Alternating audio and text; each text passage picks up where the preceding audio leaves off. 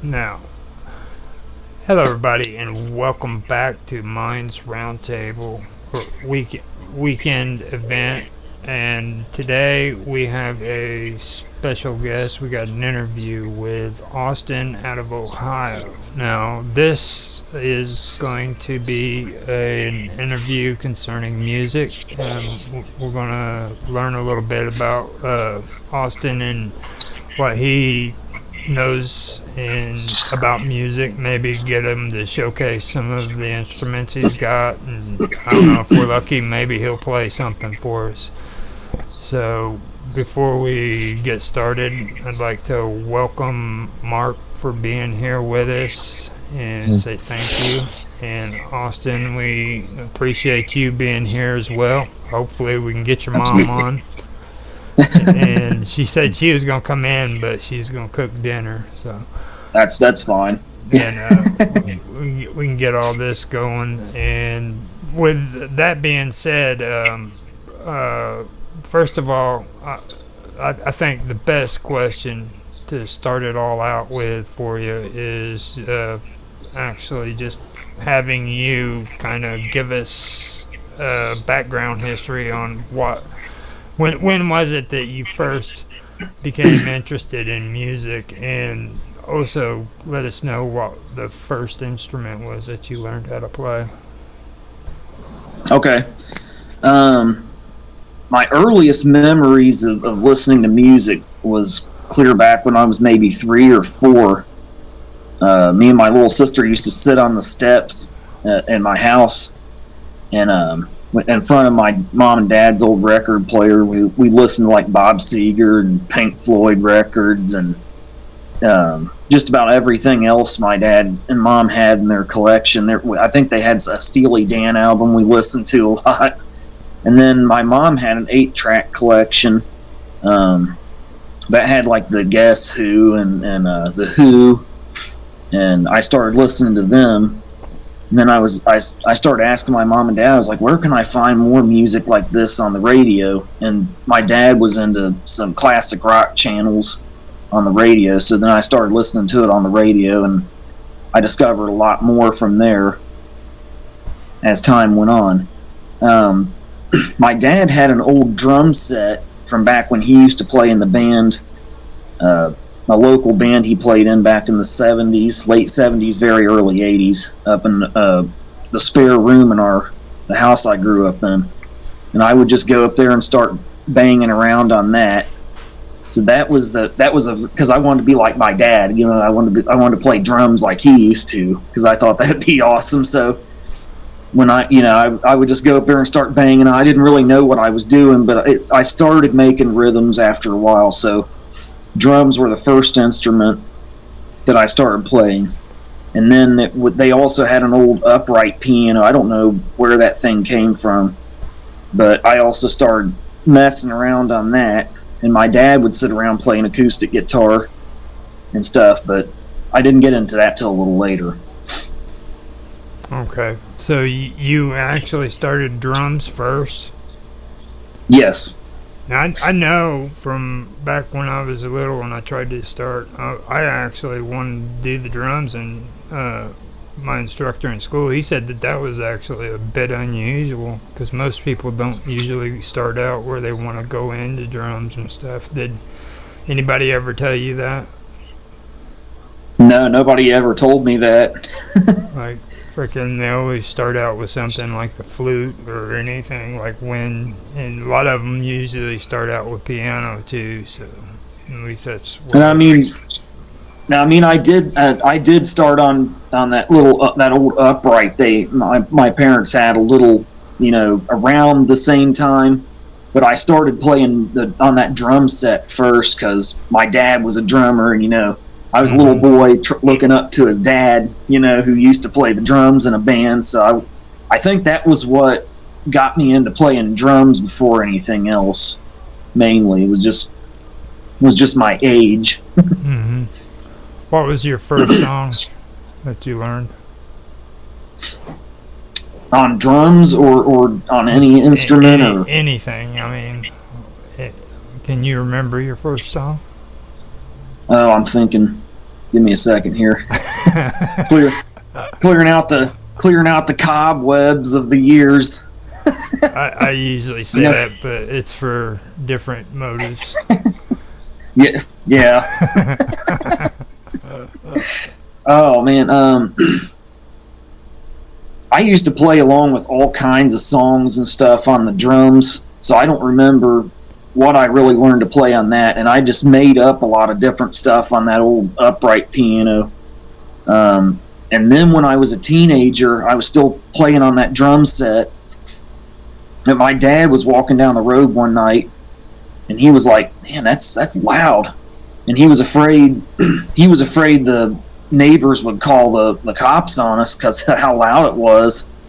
So he went and bought me a Epiphone Les Paul electric guitar, and then I started playing guitar because that was something I could use headphones with that wasn't as loud as that old acoustic drum kit. And that first song I can actually remember learning was none other than "Turn the Page" by Bob Seger. Oh wow, that's cool. That is cool. Yeah. Turning the page. Freaking Yeah. Iron Man. I remember learning Iron Man. And that was about the extent of it. Well, there was a couple of other ones. Like I think Metallica came out with a song that I learned the beginning of, and Iron Man was it. So now on. Okay. Go ahead. Oh, I was going to ask you if you played any instruments or anything today, or really do anything with music. I tinkered around with the guitar, but I've since discovered that I'm tone deaf because frickin' for some reason, over and over again, I try to tune the guitar and I just cannot frickin' get the tunes right. I mean, tuning a frickin' guitar, dude, I can't frickin' tell the tunes. Oh, okay. So I'm like, that's just horrible, man. So I mean, and this is after years and years of attempting to do it, you know what I mean? And plus, being left-handed really doesn't help out very much. Yeah, you have to get a left-handed guitar, which are harder to come by. Yeah. So, but I have learned a while back that I am better at banjo, though. Banjos are pretty cool, and I guess you don't have to worry about being left-handed or right-handed with them. Somebody said that. No, I didn't know that. I didn't either. I went into a pawn shop and they had a freaking banjo set up on the counter, and the guy said, "Here, check this out." And I was playing it, and like I used to have fingering exercises. Like with the banjo, you have to move all four fingers at the same time. It's not like the regular chords and everything on a guitar. So I actually started playing it around with it, and I was able to actually play it and make it sound decent. So I never really, was able to freaking pull together any kind of music that sounded like the original. So I ended up playing around a lot. I'd learn how to do the chords and stuff, and maybe play around with some of the notes.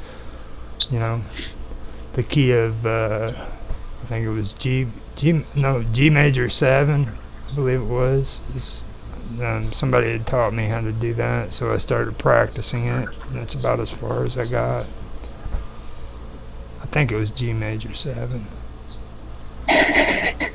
Back in Kansas City, I used to live in Grandview, Missouri, and the guy I worked for, he was a street cleaner, and we had to go out and clean the streets, and he was my boss, and he had a band going where he literally hired his own band members. I'm like, seriously, dude? Like, I never even imagined that. Like, who the hell would start a band and then hire his own members, Just weird. Yeah, I've never quite heard of anything like that. Yeah. It was weird. I don't know what to make of that. Yeah, I kind of thought that was a little bit conceited, you know what I mean? Seriously. Yeah. I don't know. Now, it sounds like that guy was sort of snooty. Yeah. Well, he taught me the freaking G major 7, so, it was okay. because I told him straight. I was like, dude, I'm shitty at them things. I don't know nothing about it. And he goes, well, here, try this. So he showed it to me. And it's just I don't have an ear for it. I guess some people don't. So with you, are you able to read notes and stuff like that, or do you do it off of ear? I just do it off of ear. Yeah, I don't know. I don't understand sheet music. I tried to learn that in music class back in high school, and it didn't make any sense to me. I believe it or not, I actually failed out of music class damn near. Now wait, I'm sorry, I got distracted. You know that like the majority of people who are into music has absolutely no idea what sheet music is, right? Like, I mean, that's like the majority of musicians don't even know what the hell that is. Like Yeah, I remember years ago. I don't know where it was. I heard it, but there was like a show about the Beatles, and I was listening to a lot of my dad's old Beatles records at that time and really loving it. And somebody said that they didn't understand sheet music and stuff, because at the time I thought to be a great musician and stuff, you had to understand sheet music. I was really intimidated by that whole thing.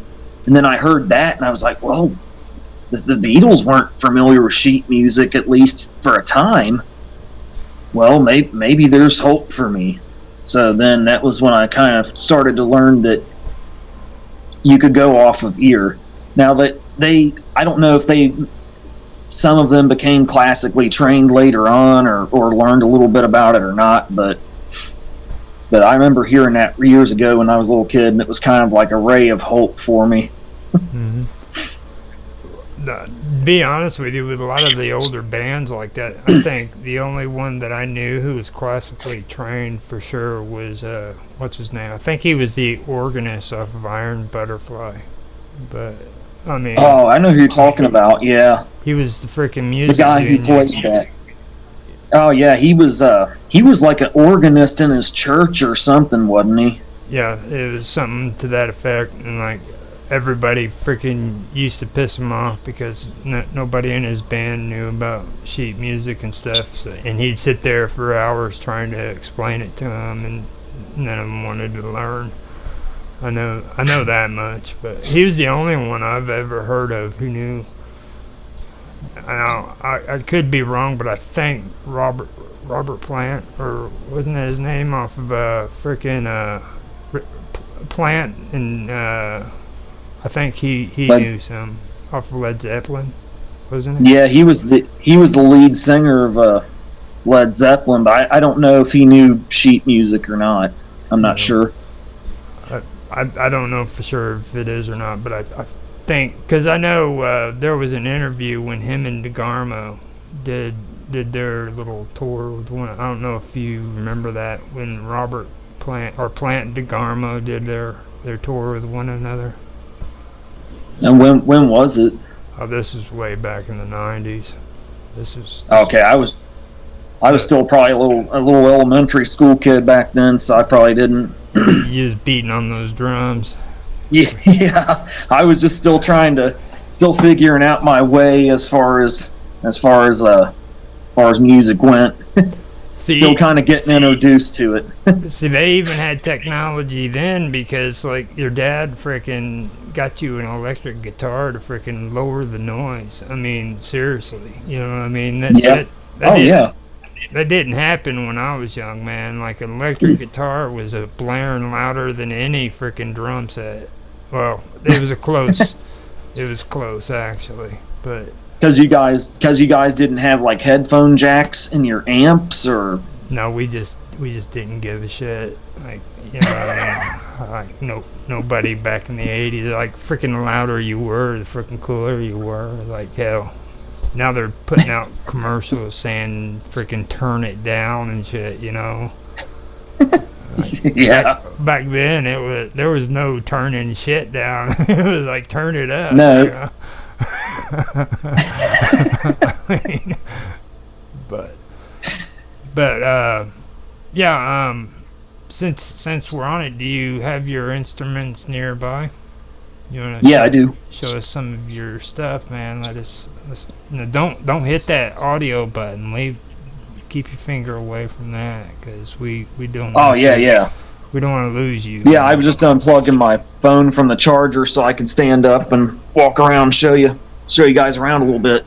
Show us. So get as technical as you want when you're describing it and talking about it too, so that we kind of.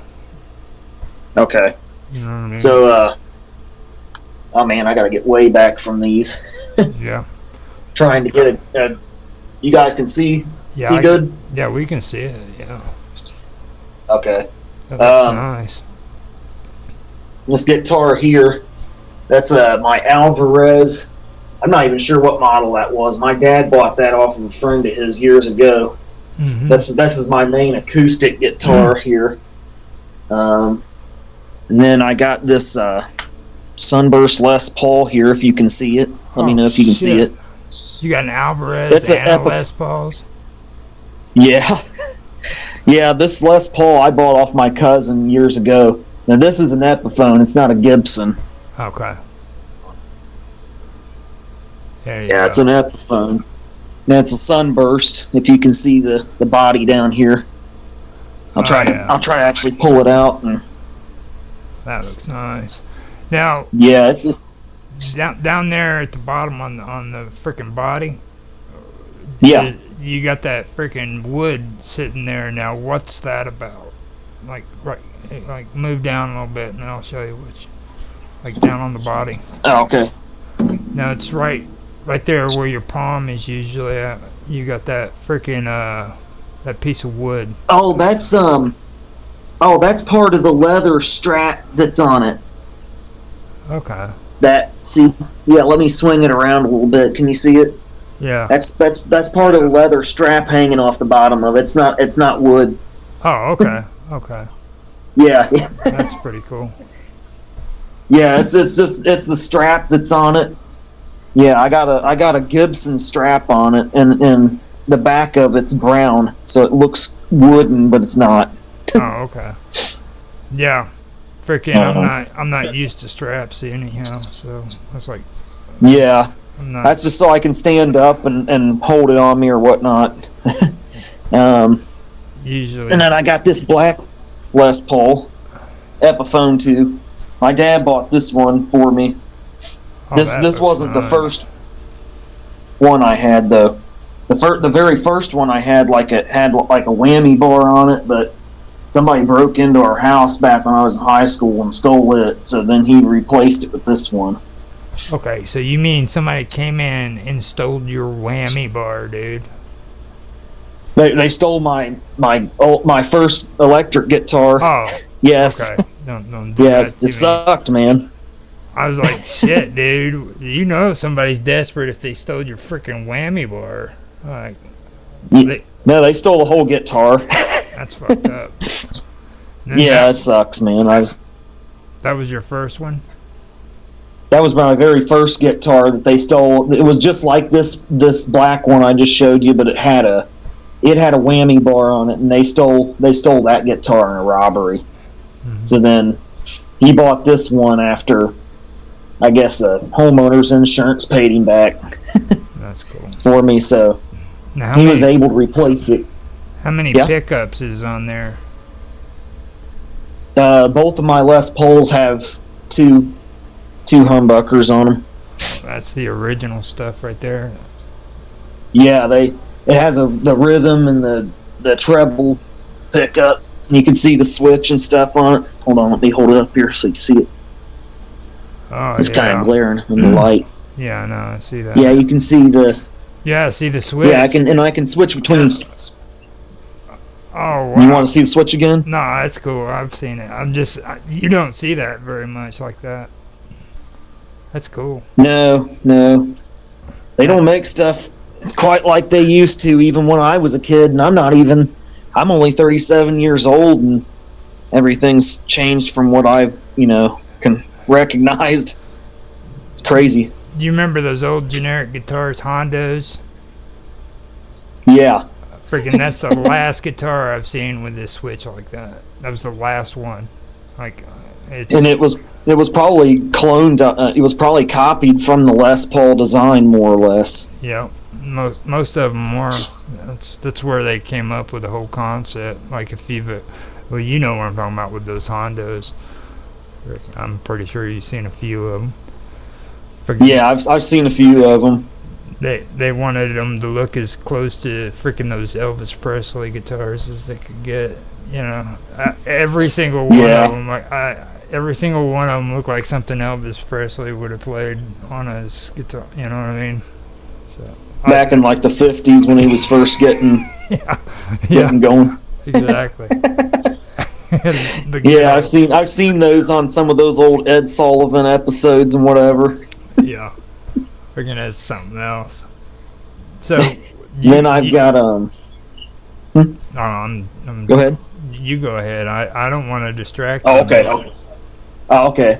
And then my dad also had a old Fender Gemini 2 acoustic guitar. I'm trying to hold it back to where you guys can see it looks the whole thing here. Yeah, it is. It's another one I really love. It was a model Gemini 2. I don't know if it was one of their bigger models or whatever, but that was the very first acoustic guitar I learned to play on as I started getting more into guitar. And then he also had this old Yamaha guitar, which I'll hold back here. Oh, damn. You even got a Yamaha.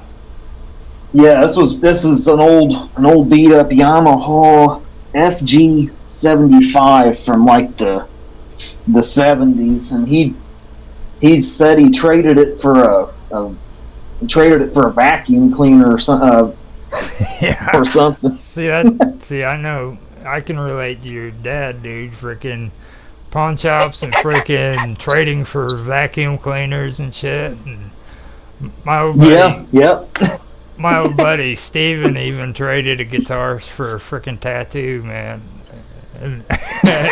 For a freaking tattoo. God, you don't see nothing like that these days. Like, oh hell no. But yeah, he traded it. He traded a vacuum cleaner for it to cool. Somebody. And then I got this Fender Jazz bass here on the stand. I'm trying to get far enough away from it so you can see. Hold on a second. It looks pretty sleek. I might pull it out. Yeah, it's a Fender Jazz bass. I only recently got into playing bass, and I really love thumping around on that thing a little bit. You see? Yeah. Oh, that is nice. That's pretty. Yeah, sweet. That's sweet, man. I love playing bass. You polish. I didn't even realize I had a funky bone in my body till I brought that home and started playing around on it. Yeah. What kind of funk you playing on it? Seriously, what kind of funk music are you playing on it? Like, is it your own freaking stuff, or you? It's just my own riffs and stuff, but they sound kind of funky and. Well, that's cool. I didn't know. I didn't really know I had a funky bone in my body until I started messing around with bass a little bit, but. Right. And then over here, if you can see, hold on a second. I think I'm facing the wrong direction. Hold on a second. Let me get adjusted here. This is. Oh, wait a minute. Oh, that's facing me. Okay. Yeah. There you go. Okay, yeah. It's hard for me to tell where I'm at and what you guys can see. We're seeing your. Oh, there you go. Yeah. I got a 2-tier keyboard stand there. That is insane. I don't ever think I've seen somebody with it. Like, I've seen them on TV, don't get me wrong, but like, I don't think I've seen a person with a 2-tier. How much did that cost? Like thousands of dollars or some shit? My dad, again, he bought the bottom one. Hold on, let me get my camera adjusted so everybody can see. Oh. Sorry, I'm having a hard time here because it's everything's at an awkward angle. Mm-hmm. Hold on. I put it on see if I can get full screen set up for you too. That way it'll be easy to see. Yeah, I can't hardly see where Well, I need to move. So my dad bought that bottom keyboard, which is a Casio WK1630 from my sister years ago, and she started learning a little bit how to play it. But then she lost interest in it, and I just kind of took it over. I don't know how much he spent on that. I want to say it was probably almost $1,000 for the keyboard and the stand. Yeah. And then I added the top tier later on, and I bought that the top keyboard there. Sorry. Oh, that's fine. Which is a Casio LK90 from my cousin. I bought that from him for just $25 because he was kind of. I think he was just desperate for cash at that time. Yeah, you got a good deal for his own reasons. So, I bought that off of him, and then I put that up there. Are those special stands in there that go with it? Like, do you have to order special stands to set up underneath it to keep them up like that, or can you just you know what I'm saying? Like, is that a table that it's on your keyboards and stuff? Or? Oh, hold on, I'll try to show you here at a distance. Oh wow, yeah, that's nice. Yeah. So you can see, it's sitting on that stand there. That was a stand that my dad bought with that bottom keyboard. And then I added that other tier later on, and I just kind of built this over the years. That is pretty tight. Yeah. Thank you, man. Got it clamped up and everything secure. That's yeah, sweet. yeah. I took years getting everything adjusted and set up right with that. So that's pretty tight. And then over here, I'll try to get back far enough so you can see this. I can't tell if you can see it or not. Oh, yeah. Oh, my God. That's synthesizer, too, isn't it? It's a Yamaha. I can't see what model it is. Oh, it's a DTX. It's a Yamaha DTX electric drum kit. That's here, Roger? Yeah, oh. I'm there. I'm just... okay. That's pretty cool, dude. Thank you, man. I've seen somebody do. I was hesitant about the electrical ones until I seen somebody do snares with their freaking electric, and I was really amazed freaking how nice that sounded. And he did the freaking brush sound effect. You know what I mean? Where you just tap on it. Yeah. And it actually came out pretty good. Oh yeah, they sound amazing. They sound great, and I was kind of skeptical about it at first until a friend of mine I used to play in a band with he had this same model kit, and he brought it over and was playing it, and I was like, that sounds like real drums. But if you need to plug in headphones because it's too loud, like you live in an apartment or you know you have next door neighbors don't want you playing super loud, you can do that too. So it's kind of got everything you need. Like acoustic kits, you don't have any choice really. They're as loud as they're going to be, and there's really nothing you can do about it. But now, can you migrate your drums in with your synthesizers? What do you mean, like do the sound effects to where the drums affect the synthesizer, like a jacks or anything of that nature? I probably could, but I've never really looked into it.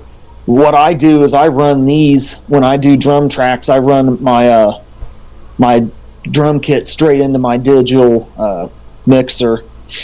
And now what I used to do with drums, back when I very first started, I would tap them out on my keyboards using the drum machines and program them years ago before I got this kit. This kit sounds a lot better because some of my really early drum sounds, they sound really electronic. You can tell they're not real drums, but With this electric drum kit, you can listen to it and you'd swear it was real drums. You wouldn't know the difference. So my drum sounds got a lot better with it. Yeah.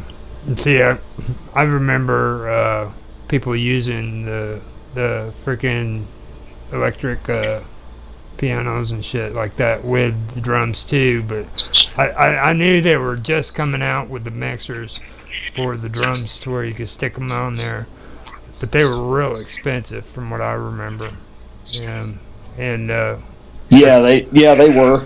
And I never really got to be very experienced and all that. So Mark, you're real quiet. Yeah, man. those. Mark, what do you think of all that? Oh, he's muted. Oh, he's muted. He lost. Can you hear him? No. Can you hear him? No, I can't hear him either. Oh, he's done lost his audio. Now I can't see myself on camera. Can you still see me? Yeah, I can see you. I can see you fine. Okay. Okay, I'll just keep touring around here. Maybe he can send a message and tell us what he thinks if he wants. If he use the chat, and I'll relay it for you, Mark. He actually heard that, so. Okay. So he knows he's muted now. Okay. Yeah. So then here, this is a. He probably hears us. He just can't talk. Oh, okay. Yeah. Now go ahead. He gave a thumbs up. Yeah, go ahead, man. I'm watching. So. Oh, okay. Can you see this? Oh hell, yeah. The headphones. It's my Boss BR 1600 digital recording studio. Oh, can you see it? Tight. Yeah, that's an entire recording studio right there. Yep. Oh yeah. Oh yeah. Wow. No need to leave. No need to leave home. Well, even if it was at home, like you remember back in even the 90s, man, like the board would be halfway across the room. Oh yeah. Oh yeah. It'd be the size of a small room. Uh-huh. You know, it wasn't portable by any stretch of the imagination. That is amazing. And then I got these Samson Studio monitors. If you can see them, I don't know. Just let me know if you can see them. No, those are the ones that look like the speakers. Yeah. Yep. Yeah. That's the right one, and the left one's over here. So I got my recording board sitting in the middle of them, and I can use those to monitor my pans and stuff. And then of course I got a headphone set, and I check my mixes against the headphones and the speakers to make sure they sound good on both of them as I'm going along. And then I back them up onto my laptop, and I usually finish my mixes with recording software on there. That's pretty cool. And the fact that you can do it on a laptop now is just completely amazing. I mean, oh yeah, like just transfer it all over to, like back in the day. You remember Sweetwater, don't you? Like I heard of it. Yeah. Like freaking people would have to order from Sweetwater to get freaking like shitloads of these crazy adapters that you'd have to plug in to your electronics to transfer music from freaking this to that to this, and like I remember all that. I used to have friends that used to get annoyed by it. That was a big issue because they wanted to set it up to where they could put it on their computers and stuff, and I remember Sweetwater was the only place that had most of the adapters for it. Yeah, it was a lot more. It sounds like it back in the 70s and 80s. Home recording was a lot more difficult than it is now, because you can hop online now and look up anything in a blink of an eye. Back then you had to dig through a catalog and find what you were maybe looking for, and even in the 90s, the 90s was right around the end of it where people started getting into the electronics, but like I'd say right around the time that freaking Facebook got popular is when all of it finally started slowing down and people could get on the internet and do stuff, you know. Yeah, yeah, Like yeah. It was. Go ahead. do you remember when people had to make their own CDs or DVDs? Oh yes.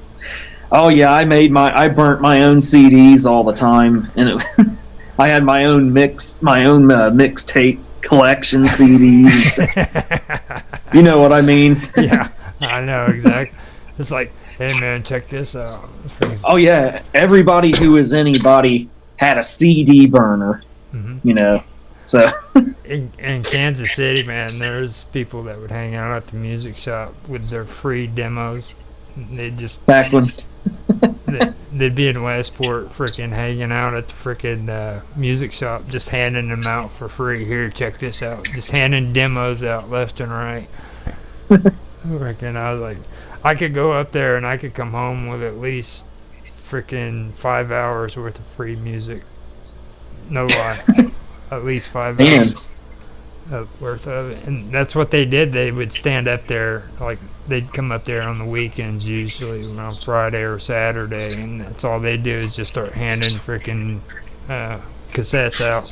That was So you probably got a big box full of those. not anymore. I used to have them, but freaking I sobered up, man, and lost all that shit. I like, You lost it when you sobered up. yeah, I lost all of it. I was like, none of it. I couldn't tell you where any of that shit is now, man. It was like, you'd think freaking it'd be the other way around, you know? But Yeah. it's crazy. Like, Man, that's something. yeah, it is. Yeah, I remember anybody who was anybody, you know, used to have a CD burner. That was the thing to have, you know.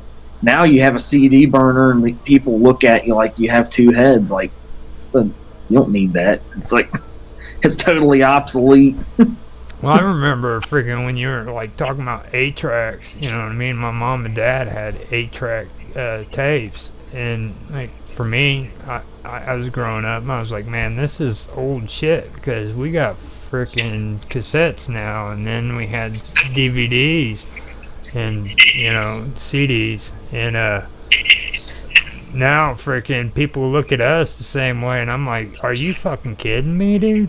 I was like, God, you know. Yeah. I remember when my mom first started listening to cassette tapes and stuff. She had like a Heavy Nova by Robert Palmer and the A New Flame by Simply Red. She would drive around listening to those, me and my sister, all the time. And that was the new thing, but you know, right before CDs kind of hit. But that was like the very late '80s, very early '90s, and she thought that was just, you know, state of the art. You know, anybody who was anybody had a cassette deck in their car with a cassette and a collection of cassette tapes. You know. No, you know, you were actually the lucky ones, though, right? Because, like, when I was at that age, you know what we had the privilege of listening to? What was that? Have you ever heard of Don Ho? Yeah, I have. Okay. But Don Ho was like this crazy Hawaiian dude that freaking would sing Hawaiian music to the rhythm of Elvis Presley. So, imagine Hawaiian music that sounds kind of like Elvis Presley. And then, like, when he showed up on the shows, he even tried to dress like a Hawaiian version of Elvis Presley. So he was trying to dress like Elvis when he did that Aloha concert from Hawaii, kind of. yeah, he was. Me and my wife were talking about that just the other day. I said that was one of Elvis's biggest concerts, was Aloha from Hawaii. Remember that one? Mm-hmm. He actually, I think, started promoting Don Ho because, like, in Hawaii, he was one of their biggest entertainment spots. But he came out with this one 8-track, and my dad had to have it, and it had this one song, "Love Makes the World Go Round," and it was the most annoying freaking song from the 70s that you could ever listen to, man. And my dad. I'll have to listen to that one. Yeah. My dad would drive everywhere listening to that crap, and I was like, "Oh God, turn it off! Turn it off!" I can see Mark sitting there laughing at it, laughing about that. He's probably listening to it. Yeah. Oh yeah. Yeah. He's losing it. He's losing it over there. I can see him. He's laughing his ass off. I can finally hear him now. His audio's back, I Oh, believe. you can. Yeah. Yeah, I can hear you again, Mark. I've just swapped microphones from to my camera, so yeah, that's good. Have you ever heard of Don Ho? No, it's just one thing. No. Freaking, he was like a nightmare. Okay, what's the worst freaking song that you had to put up with that your parents listened to? This is going to be good because he's English, okay? I mean... British have a lot of good music, though. Yeah, my mum was a big fan of vinyl and a lot of 1950s, early 60s material. So things like I can't think of them. Now the worst. The Animals, and Now this is the worst though, Mark. You the one that annoyed you. I've got to think. I can't think. Because everybody's got one. I know everybody's got one. So.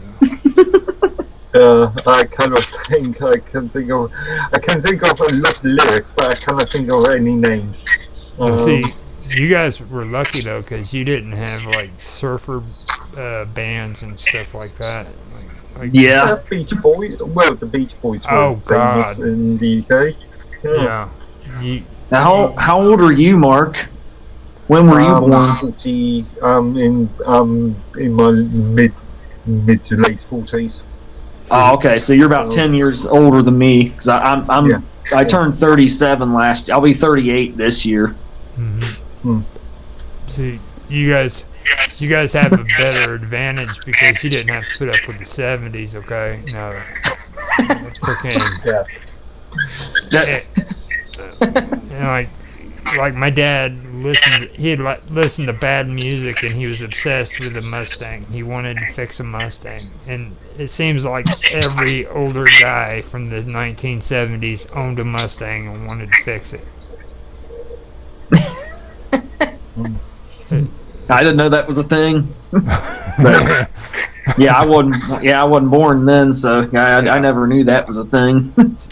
Now remember go ahead. Sorry. I just sent a message, and you were talking about sheep families having music or playing instruments, and I was saying before the stream that I'm the sort of black sheep of the family. I'm the only person in my family that doesn't actually play an instrument. But during the 2000s, I've got a friend of mine who's a jazz drummer. Funny enough, used to invite me to gigs, and I used to act as the sort of drum technician for him. So I used to set up the drums at the start of the gig, take them down. Quite a lot of work involved in that.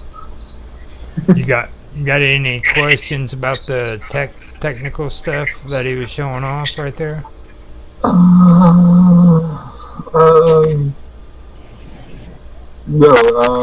When it comes to things like burning CDs,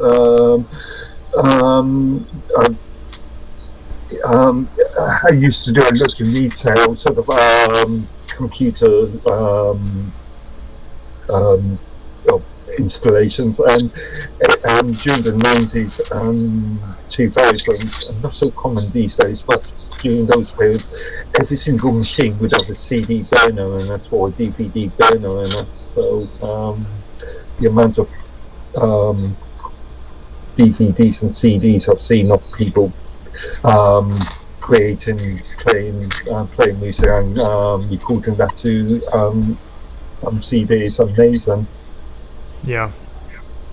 That was one thing I even remembered back when it was in the 90s, man. I mean, everybody was doing it, you know. And funny enough, I've got an entire drawer just down there full of mainly optical drives, so CDs and DVD drives. I don't know, good 30, 40 odd drives down there. Now that we've seen your tech and everything, have you? I'd like to ask, have you been in any bands? Yeah, I've played it. I played in a couple. I played in one band in Cincinnati, around the Cincinnati area, a number of years back. Oh God, it's probably been 15 years. It was just me and a drummer, and then we went through a few bass players before we went our separate ways. I had a buddy of mine from high school I used to jam with, and it was kind of the same thing. But we never had a bass player. We went through. He was a guitarist too, so we did guitar stuff, and then then we went through a few drummers in that band. But we didn't even get far enough to really name the bands or anything. So eventually, it was so hard to keep bands together. I eventually just started becoming my own one-man band, which I am now. As you can see, with all my instruments and stuff, I'm my own one-man band hauled up down here in my basement. Well, at least you can find yourself fortunate because you didn't end up like old John. Like he ended up freaking drunk all the time and like barely making it to freaking engagements and shit. Oh, really? Yeah, he said it turned out pretty crazy with him when he was doing the whole band thing. Yeah, they're very. Yeah, funny enough, when I was doing the drum technician sort of thing, these sort of after gig sort of parties were interesting, let's just say that.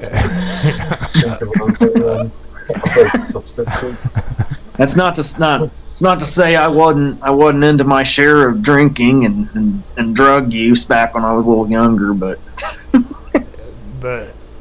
you got your band stories where you ended up butt naked behind stage or something. Oh God, I never had nothing that crazy. Okay. Well, that happened to old John. John's kind of hesitant about talking about it because I would imagine something like that happened because like he'll talk about how freaking they were supposed to get to like this music tournament and they ended up getting there but they were drunk, but he won't go any farther than that, so I'm thinking something horrible happened, you know what I mean? Oh man, yeah, I wouldn't ask any other questions about it. I would because like hearing about rock bands and doing the crazy shit when they're on drugs and drinking is like the coolest shit, you know what I mean? Like freaking what was it? Ozzy Osbourne had one story where he said that I forgot the name. I think it was Sebastian Bach was on tour with him, and he said freaking those guys, you'd think freaking they weren't bad on drugs and shit because like, you know, everybody always looked at Ozzy and said he was a drug addict, right? And he said yeah. And he said, freaking, they outdid me like 3 times over. He's like, I turn around, freaking got off the bus one day. Sebastian Bach gets off after me and gets down on the ground and starts snoring fucking ants off the sidewalk. Man, he'd lost it by that point. Yeah, he was high as a kite, you know. And I heard that and I was like, that is some cool shit, dude. Like, you'll never hear freaking stories like that ever again, you know. Like. No. Oh, no. I was supposed to see Ozzy a number of years back at Ozfest on the main stage. It was up in Indianapolis. I went to the Ozfest up there, but he canceled. Yeah. he So he got sober and lost his artistic perspective. You know what I mean? Like, he, he no longer hides the booze in the freaking stove like he used to say. no, he was crazy there, man. Freaking, with that. Did you hear what he said in his interview about when he used to hide his booze around the house? And he said he freaking hid it in the stove, and freaking they said, why would you hide it in the stove? And what's her name, his wife, freaking said, because I never cooked. Yeah, she would never look in there. She'd never look in there, so he knew it.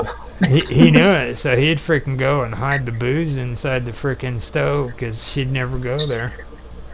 You know? See, he was coherent enough to know. Yeah. Well, there's certain survival skills that you have when you're freaking in that mentality. Like, you got to know where to hide your booze. You got to know where to hide everything. Like, you just can't let everybody know that you got a gram of coke. You know what I mean? No, you wouldn't want them to know that. They'd roll you while you're asleep. You know what I mean? You want to know where to hide your stash box at. I could imagine that with Ozzy Osbourne too. That would just. Oh God, he had multiple stash boxes hidden away. God only knows how many. So, you said that you were in bands and everything. Now, what was like your band music style when you? What music style did you prefer to play when you guys were doing stuff? I mean, I played a lot of different stuff. I played a lot of the late '90s new metal. You know, like old Power Man 5000, Static X, and Mudvayne, and Godsmack. Back in the late '90s, early 2000s, when I was into that. I played a lot of the grunge and alternative. I did a shit ton of grunge and alternative covers from the early '90s. mm-hmm. I played a lot of the classic rock stuff. So it was a wide range of stuff. A lot of prog rock, along the lines of Perfect Circle and Tool and stuff. I did some of that. That kind of opens up to a new avenue. That means I got to ask you a question. Oh yeah, absolutely. At any point, did you wear a dress? No, not that I recall. You know what I'm talking about too. We're talking about the '90s and the bands you freaking just mentioned right there. I mean, yeah, I think Kurt Cobain did a concert in a dress or something, as I recall. And it actually became a trend. Like, freaking, there were a lot of people in the '90s that would do that. They would wear a dress. And I remember that. Like, when you started mentioning Mudvayne and stuff like that, I was thinking about that. Cause, you remember Mudvayne? Yeah, Possum Dixon. Okay. You remember Possum Dixon? Yeah. So, that right there, I remember all that stuff. That was during my heavy drug use days. That freaking the one thing that I do have to agree with is like what the heck was the name of that band? Everybody freaking hates him. Godsmack. Like, why the hell was so many people obsessed with Godsmack? Why were so many people obsessed with them? Yeah. Like, did you ever notice that though? Like, Godsmack this, Godsmack that. Oh yeah, there was a time back in the late '90s, early 2000s, in their heyday, when it was all you heard about. Mm-hmm. I mean, they were okay, but I've never heard of them.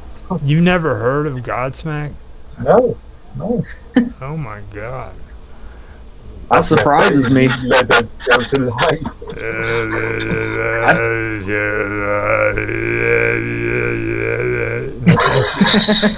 I thought back in the I thought back in the late '90s when they were around, they were huge everywhere, including in England. Yeah, they were. Possibly, but I've personally not heard of them. Well, you were blessed with the freaking ability to avoid Godsmack. That's all I gotta say. I mean, seriously. Hey, Austin, did you get? Yeah. Can you hear your mom? Yeah, I can hear. Oh, Okay. you guys I can got. hear. It looks like you guys all got disconnected. I'm sorry, I didn't mean to. No, we're not we're not disconnected. We're up and running now. We're all good. I finally got in. It took a while, huh? Yeah. Yeah, it took me almost an hour to get connected here. Man, I had to go eat. I was hungry. Yeah. Yeah. That was a long time ago. What did you eat? Huh? That was a long time ago. What did Well, I you had to eat? cook it too. Oh my gosh. Like, I ended up cooking it too because you had a my boyfriend's here, so I cooked it. I had cheeseburgers and fries, and we ate. So it took us about a while. Yeah. you missed all the good stuff. He was showing off his instruments and everything, and Oh. he was telling us about freaking the bands he played in, the instruments he's played. I asked him what his first instrument he played was. He said it was the drums and then the piano. Oh, there was the first. I thought you had done the guitar first. No, I didn't do the guitar till later on. Till Yes, Dad. my memories. It's been so long ago. All that, Yeah, Dad. all that drug use. No. The drug use certainly didn't help me. I've heard about your freaking 8-track collection. Mine? Oh no. Yeah, that 8-track player still works, by the way. Believe it or not. It works. It needs a cleaner. It needs but those are so expensive now to buy. You just buy an 8-track tape and clean the heads on it or something. I think it'll work a lot better. But some of the tapes I actually have the old 8-track tapes, but they're very old, and so they're skipping, but they still care. They play. Okay, you'd be perfect Yeah, I for was this. going to just being tape magnetic tape, they would degrade after a while. What? They degrade after a while. Like, is what he said. Yeah. I'll send you a picture of it on where there's on Discord. There's a place to put pictures, isn't there? I can send it to you guys and show you. It was somebody bought it for me back in 1975. It's an old GE at FM, AM, and 8-track tape player. Is it one of the ones you sit in the car and put in the stereo for the No, console? it's for the house. It has 2 speakers. And, oh, wow. I've never, you know what? I stopped and thought about that. I've never seen one that was freaking for the house. It was always for cars. No, this was just like flat. I can show it. Yeah, it just looks like. How do you describe it, Austin? I mean, the cabinets. It's just like an in-home stereo system. Cabinets. I forgot about the. Remember the old cabinets where you could lift up the top and it would slam down? Yeah, but this isn't like that. This is probably you can pick it up and move it around, and it's got 2 lightweight speakers, and it's pretty easy to move from room to room if you wanted to actually. Yeah, you'll have to send him a picture of it. Yeah. Now, I've got a question for you that Austin and Mark couldn't answer. What? From the 70s, what was the most, well, not from the 70s, just from your parents, okay? What was the most annoying music that you had to listen to as a kid from your parents that they constantly would freaking play and it would just annoy the heck out of you? My dad listened to the Mills Brothers. No, this has to be music you don't like. Yeah, and I kind of liked it. How'd you know I liked it? So, okay. My mom listened to some old country, like she liked Patsy Cline, which I mean, there was a few songs she did. It was okay. There was, I can't remember his name, but there was this song, "Don't Go on Wolverton Mountain," Oh my and God. it was a country song. And what was his name? Do you remember that song, Roger? Yeah, I remember it. Don't quote me on it, but But yeah, if I could remember that guy's name, and it used to drive me crazy. And not because my mom would play it, but my sisters liked it, so they kept playing it. But it was it was a horrible I forget song. his name, but goodness gracious, he was real old, like Porter Wagner or something. Yeah, yeah, exactly. It wasn't that you freaking, because they did it. It was just a horrible song. Like, have you ever heard it, Austin? No, I'll look it up. I don't even know. You should be able to find it if you can find the Mills Brothers on Apple Music. I'll find it tonight and send it to. That's fine. That's fine. I'll listen to it. I told them about Don Ho. Do you remember Don Ho? No, what was that, country or? No, he was like a horrible Hawaiian dude that tried to pretend to be Elvis Presley. I do remember something with that name, but Don not. Ho. He was like a Hawaiian Elvis impersonator, but he wasn't good at it. Yeah. My mom started listening to Waylon Jennings and stuff, and I actually liked him. He was good. So I was like, yeah. Finally, she stopped listening to the real old stuff and got more modern. Well, Willie Nelson really isn't modern.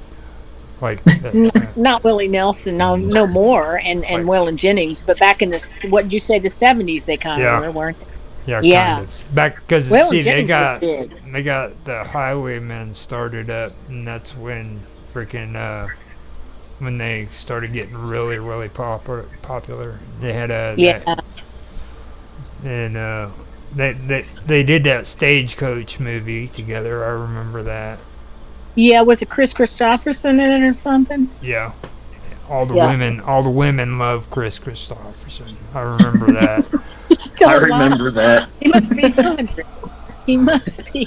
Yeah, him and Burt Reynolds, I guess. Yeah. God, they were old. Now, what was the Burt deal? Reynolds was dead. What was the deal with that shit? Like today, like my mom still watches Blue Bloods with what's his name? Freaking dude that played Tom Selleck. Tom Selleck. She still loves Tom Selleck, dude. And she'll watch Blue Blood just because Tom Selleck, And he's almost 80, but he doesn't look bad for his age. But I don't, Yeah. Oh my gosh, that's horrible. Did she just say that out loud? Well, I mean,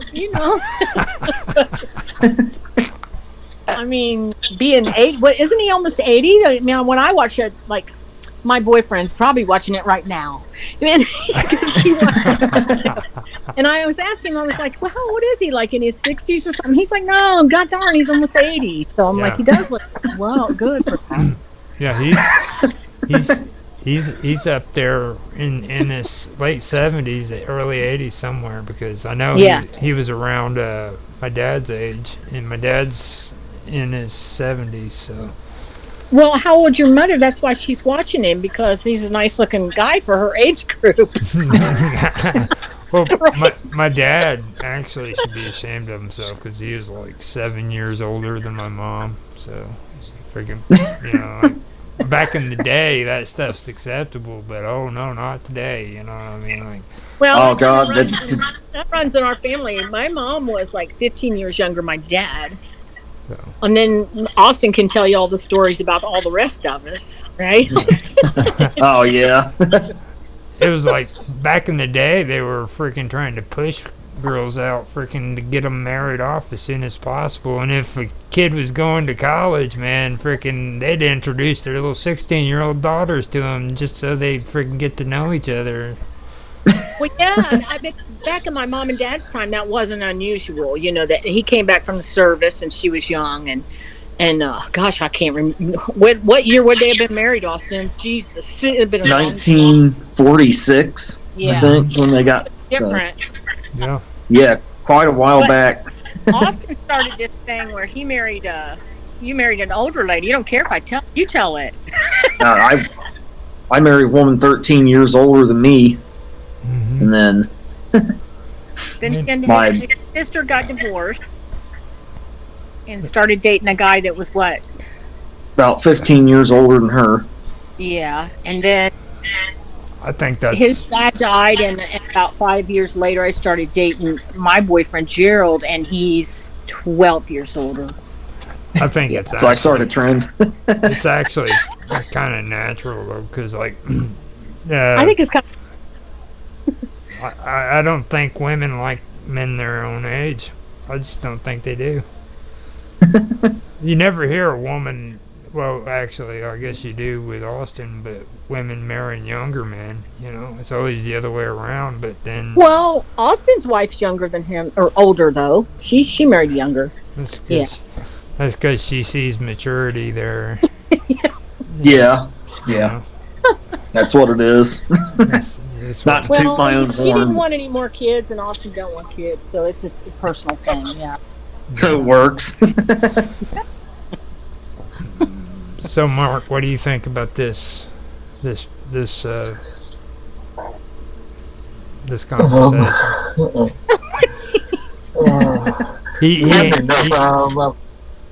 Funny enough, I'm just thinking of a friend who has been gone out with a woman must be at least 10 years older than him, and has been gone out with for 10, 15 years now. Mm-hmm. Oh, okay. Yeah, whatever works. So you're dating an older woman? Is that what you said? Oh, I'm not. Yeah, just thinking of 10 years. That's not too much. Yeah, that's not bad. That's what I was saying. Like my dad's 7 years older than my mom, so and I've noticed that like it usually goes in that general area. Like they're about maybe 5 to 10 years older usually. You barely find like women who marry men their own age. It's really weird. Even my oldest niece has an older husband. You know what I mean? Yeah. So yeah, it's not too uncommon. Now, what is your instrument of choice before we start ranting on too much? Yeah, out of all the we need to music, get back to the music. out of all the music that you like to play, what's your favorite musical instrument? I would say guitar. And that's kind of a no-brainer right there. Yeah. That actually is. I mean, I hate to say. I know it sounds kind of cliche. It's probably the answer you were expecting, but it's the one I've been having the most fun with lately. Now, I mean, I go through phases where I get kind of burnt out on guitar and I'll play my keyboard more. Mm-hmm. But now, if you want to get technical about it, you said guitar, but are you using that term for your bass guitar too?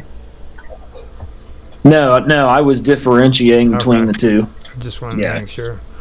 I mean, but I do really love playing my bass. That's one of the things that never seems to get old for whatever reason. I get burnt out on guitar, acoustic and electric guitar and keyboard and playing drums, but I never seem to get burnt out on playing bass for whatever reason. Well, we spent plenty of time doing that, and on the recording we've got an hour and 8 minutes, so we actually did put in a good interview, even though it took a long time to get that. Oh yeah. Yeah. Yeah, it did. I was looking at the time. I was really amazed we were able to get this done because I didn't know for sure. We've bounced across 3 freaking platforms so far, or VoIPs, I should say. Yeah, we did. We tried Discord, and then we went to Jitsi, and then we wound up on Mark Edworthy's site here. Okay. And Where that's how we're you at. got it straightened out. What do you think is going on? Does anybody know? freaking crazy juju. That's Everything. You name it. You name it happens. I mean, it's kind of like when you fart. You know what I mean? You freaking you freaking name it, you claim it. You know what I mean? It's like freaking. This happened the last time with us three on a stream together, and you know what? It happened again. So I'm thinking like there's some really, really crazy stuff going on here when us three try to get on the stream together. Because I've had no problem. What is that slider stuff is that we were talking about the other night on my show? Well, I mean, it could be, but it just seems odd that I can get on stream with Austin, no problem, by himself, and then me and you've gotten on by ourselves, but whenever freaking all three of us get on here, it's like, whoa. And then you weren't even on there. It was at first because it was Mark. It was me, Mark, and Austin, and it started screwing up. So Yeah. Maybe it's the three's a crowd thing. Freaks technology out. But it's yours, right? I think it's you. It may be. Who knows, man? It very well could be.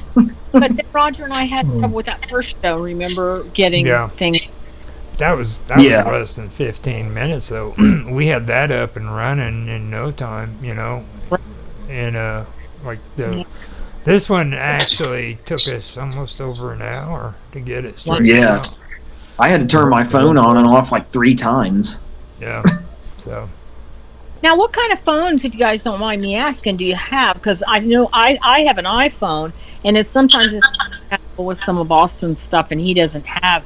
You still got the, what is it? The I got the Nokia CS2 Droid, I think. Yeah, it's a Droid. So sometimes they're not. Yeah. Yeah, they don't always get along. I don't use phones whatsoever when it comes to all this. I just use straight computer. So you guys are on your computers or your iPads, okay? No, Mark, I don't. Computer, yeah. I don't think. Mark, You on a computer? Yeah. Yeah. Okay. Yeah, I generally have a speaking, computer, but Keith and I use this one, yeah. Yeah. I have a computer, but it's all messed up, and I need to. It's brand new, basically, the laptop, but it's all messed up, and I can't get working very fast. It's a mess, you know. So So I think we should go ahead and end this right now, and then if you guys want to stay on for the rest of it, we can do it. Just I figured the interview is pretty taken care of. We got a lot of good stuff on here. Oh yeah, it was a blast. yeah, fine. I'm just checking in to see if you guys ever got on there. I figured you guys would all be gone. Yeah, before I go, I'll show you my guitar pedal where I'm sitting right in front of here real quick. Yeah. This is a Digitech RP350 if you can see it. Oh wow. Can you see it? Yeah. Okay. No. Yeah, I use. Yeah. That's nice. Okay. I just wanted to get that before you stopped recording, so. Yeah, and I'll send with you a pedal case now. old 8-track stuff, you guys. So that'll be interesting. Something antique. Yeah. When you guys were talking about that kind of made me think about some shit. Maybe we could go into that and start talking about old music and like 8-track tapes and freaking retro music. Everybody always wants to talk about retro games and stuff. Nobody ever talks about retro music and 8-track tapes. Like Pac-Man and stuff. You know what I like? When you go on Apple Music, what do they do to it, Austin? It doesn't sound good. They smooth all the old music out, like Phil Collins. Like remastering. Yeah. Remastering them. And so I hate that. And I got remastering and remixing. Mm-hmm. Yeah, I like to listen to the Phil Collins albums or go on to a concert on YouTube. Like Simply Red. I don't know if you guys know who that is, but I like to concerts because the Apple Music remasters it and it just doesn't sound as. And a lot of people are going back to that, like people in their 30s and stuff want to hear the albums because it doesn't sound. They like that. It's unique. Simply Red. So, Is that? I mean, A UK Like- band. Yeah. yeah, I Yeah, remember him. yeah, he was from Britain. It was a woman's band. Like we like to call them chick bands. Like that was the music that dudes would listen to pick up on chicks. Like that's the only time you heard a dude listening to Simply Red is when he was trying to pick up on a chick. oh, no. It's Well, the he's truth. still big. Now, you know, he's It's still the truth. And you know, like Duran Duran.